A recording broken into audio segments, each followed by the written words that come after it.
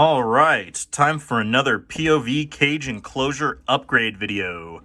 So, as previously mentioned, we had an opportunity to kind of flip all of the lizard cages, and I did just that. We didn't actually change it too much, but we added a few more things, and we're going to talk a little bit about that. Again, I apologize for the noise. Speed Bump is a jerk and likes to run around, especially when he hears me talking, because he thinks he's being fed, even if there is food on the ground for him, as well as if I bring the phone out a little bit, you will probably see the glare of my stage light, but that's okay, it'll still be good. So, here's Remus, he's our Ackie monitor. He's not exactly a rescue, we just kind of got him from someone who had him, who it didn't really fit in his plans at all to keep him, but he didn't necessarily, not the guy who we got him from, but where he came from, didn't necessarily have the best care. As you can see, he's missing toes. Sorry, Remus. You're okay, buddy. He's missing toes because even though, you know, that there's kind of a, I guess you could say myth, but more like a misunderstanding or interpretation that specifically with Australian, but desert reptiles, they are all the time desert. They have to be kept dry. They have to be kept hot, you know, all of that stuff. In which, you know, for some things like, you know, the shield-tailed agamas or Euramaster, things like that, where too much humidity is absolutely detrimental, and to a degree with these guys too. A lot of the dwarf monitor species, and even things like bearded dragons and the northern blue-tongued skinks and things, they do need humidity, they do need water, they do need humid hides and stuff. It's not just 100% all the time. Here's a 110 basking spot, and over there it's like 90. That's not what you want. So we do provide a little bit better of a thermal gradient, and the heating is a little bit different as well in here.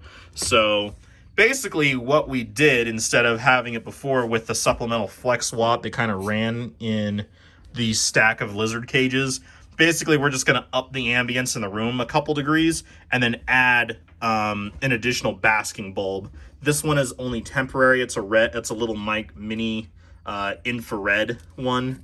It's not actually infrared because then you wouldn't be able to see it. The red incandescent heat bulb.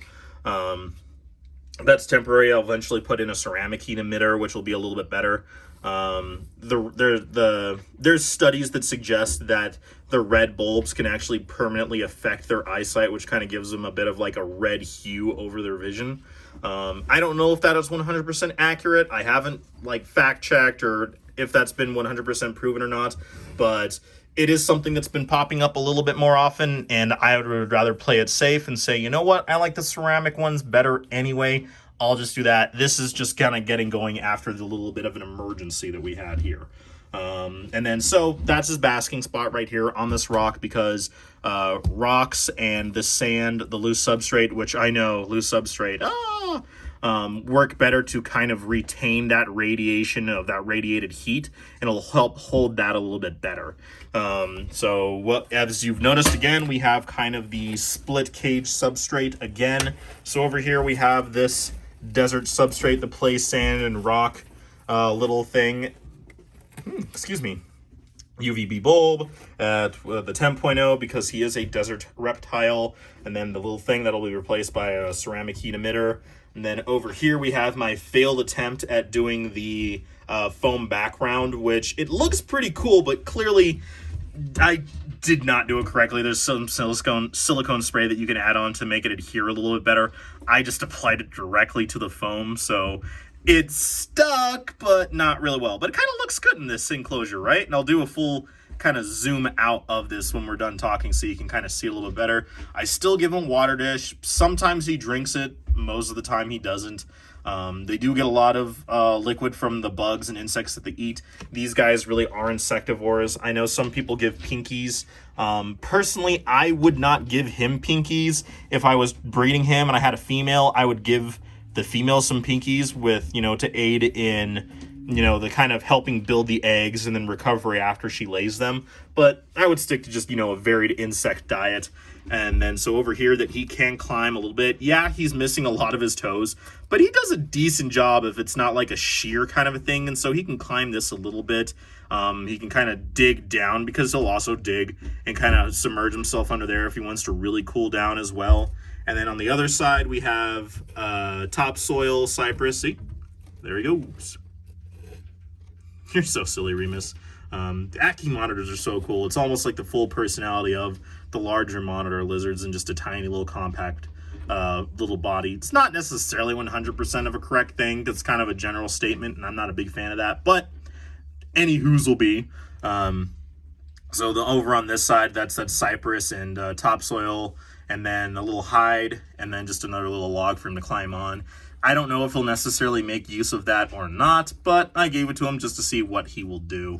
And then that's basically it. A nice 4x2 enclosure, which I think is good for an Ackie monitor, because monitor lizards, even though he's a little mini monitor or a dwarf monitor, they still like to move. You still want to give them some room. At some point, I'll get some more flat rocks or some shale pieces or something to kind of make a larger shelf for him to kind of climb up and get into a little bit better. But until then, I think this will work pretty well for him.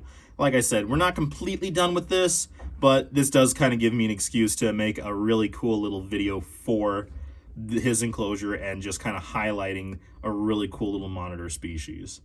And here, we'll do a little zoom out of his whole enclosure. And again, I apologize for the glare. So 4x2 enclosure, still some stuff going on at the top, still redoing and cleaning up here a little bit. This light is basically I'm just using to kind of hold this a little bit better, because honestly they were just mostly used for lighting. These aren't UVB bulbs. And maybe eventually I'll use it, but most of these fixtures don't really work at all, so they've actually been removed from most of them. But you still see them in a couple other ones. Like I use it as basically a hold place for some decor and things like that. But yeah, that's basically it. He's been out of this enclosure for about an hour and a half or so while we were cleaning and flipping and restacking these. So he's just basking again right now. But we're going to run to the store to pick up some ceramic heat bulbs for the rest of the enclosures and for his too. And then when we get back, he's going to get fed some awesome gut-loaded crickets. So hope you enjoyed this video. Hopefully maybe it gave you some ideas about what you can do with yours, or just a really cool excuse to take a look at an amazing monitor species right here, the Ackie monitor, which, little quick PSA, if you ever get any of the other Australian micro or dwarf monitor lizard species, you really do need to keep them much more humid than the Ackie monitors. They seem to do much better being kept similarly to a bearded dragon. You still need that high heat spot. You still need the cool. You still need the humidity for shedding and everything like that. But anyway, that's really all I had to say about that one. Please follow us on all of our other social media. Check out our podcast. If you're interested in merch, we have wristbands, stickers, t-shirts. 10% goes to whatever charity or organization I pick at the time. Right now, well, actually, I'm not sure when I'm going to release this because I like to stock these. But for the first quarter of 2021, 20% is actually going to go to the Denver Zoo because they are struggling right now with paying for food for all of their animals due to COVID and all that jazz. And then for the second quarter, it will be going to Friends of Scales Rescue, the reptile rescue. They do amazing things, and they ship nationwide, I believe. Maybe not to Alaska, but they do ship. So if you're not in Illinois, they will ship to you. They're great, great people. Amazing people, and they do some really great work and have amazing animal rescues if you feel that that would be better suited for you if you're looking for a rescue animal versus, breeding projects or whatever may have you. But thank you again. Thank you for your time, and we will check you next time.